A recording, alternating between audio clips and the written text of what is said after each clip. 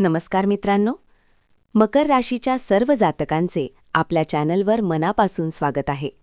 आज आपण पाहणार आहोत मकर राशीचा आगामी संपूर्ण वर्षाचा प्रवास, तोही एका नव्या दृष्टिकोनातून. या वर्षात ग्रहांची गोचरी, नक्षत्रांतील बदल आणि काही महत्त्वाचे योग तुमच्या जीवनात कोणते बदल घडवू शकतात याचा आपण सखोल अभ्यास करणार आहोत. संपूर्ण वर्षाचा हा प्रवास आपण 2-2 महिन्यांच्या टप्प्यांमध्ये समजून घेऊया. चला तर मग सुरुवात करूया. चैत्र आणि वैशाख, संयम आणि व्यावसायिक प्रगती.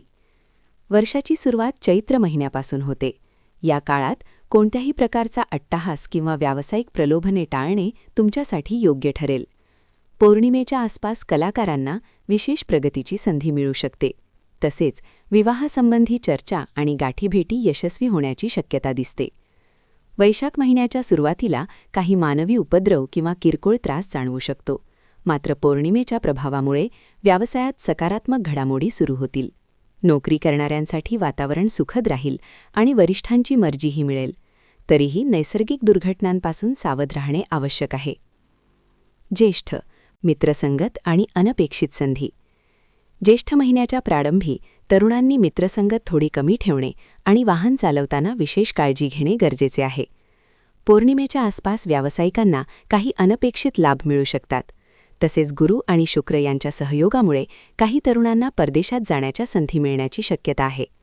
उत्तरार्धात घरगुती कार्यक्रम आणि उत्सव आनंदात पार पडतील. परंतु अमावस्येच्या काळात अन्नातील संसर्ग किंवा व्यसनांपासून दूर राहणे अत्यंत आवश्यक आहे. आषाढ आणि श्रावण, स्पर्धात्मक यश आणि कायदेशीर विजय. आषाढ महिन्याचा पूर्वार्ध मोठ्या आर्थिक उलाढालींचा असू शकतो. पौर्णिमेपर्यंत व्यवसायात चांगली बरकत राहील. स्पर्धा परीक्षांची तयारी करणाऱ्या तरुणांसाठी हा काळ फलदायी ठरू शकतो. तसेच व्यवसायात एक नवीन आणि सकारात्मक पर्व सुरू होण्याचे संकेत आहेत. श्रावण महिन्यात मात्र ग्रहस्थिती थोडी अस्थिर राहू शकते, म्हणून परिस्थितीचे भान ठेवणे आवश्यक आहे. चंद्रग्रहणाच्या आसपास काही नुकसान किंवा अडचणींचे प्रसंग येऊ शकतात. परंतु उत्तरार्धात कोर्ट कचेरीची प्रकरणे मार्गी लागू शकतात आणि आर्थिक ओघ सुधारू शकतो. भाद्रपद आणि आश्विन, परदेश गमन आणि जोडीदाराचा भाग्योदय. भाद्रपद महिन्यात ग्रहयोग अत्यंत अनुकूल राहतील. व्यवसायातील आडाखे यशस्वी होण्याची शक्यता आहे. तरुणांना परदेश गमनाच्या संधी मिळू शकतात. तसेच मालमत्ता किंवा वास्तुविषयक व्यवहारातून लाभ मिळू शकतो. आश्विन महिन्यात ग्रहांचा प्रभाव गतिमान राहील. पौर्णिमेच्या आसपास जोडीदाराचा भाग्योदय होऊ शकतो आणि त्याचा आनंद कुटुंबात साजरा होईल. नव्या ओळखींतूनही मोठे फायदे होण्याची शक्यता आहे. मात्र अमावस्येच्या काळात वस्तू हरवण्यासारखे प्रसंग टाळण्यासाठी सतर्क रहा. कार्तिक आणि मार्गशीर्ष, आरोग्य आणि आर्थिक वसुली. कार्तिक महिन्यात ग्रहमान संमिश्र राहील, म्हणून आरोग्याची विशेष काळजी घेणे आवश्यक आहे. विशेषतः महिलांनी आरोग्यविषयक पथ्य पाळावीत.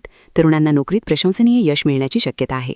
मार्गशीर्ष महिन्यात काही हितशत्रूंच्या कारवायांमुळे थोडी अस्वस्थता जाणवू शकते.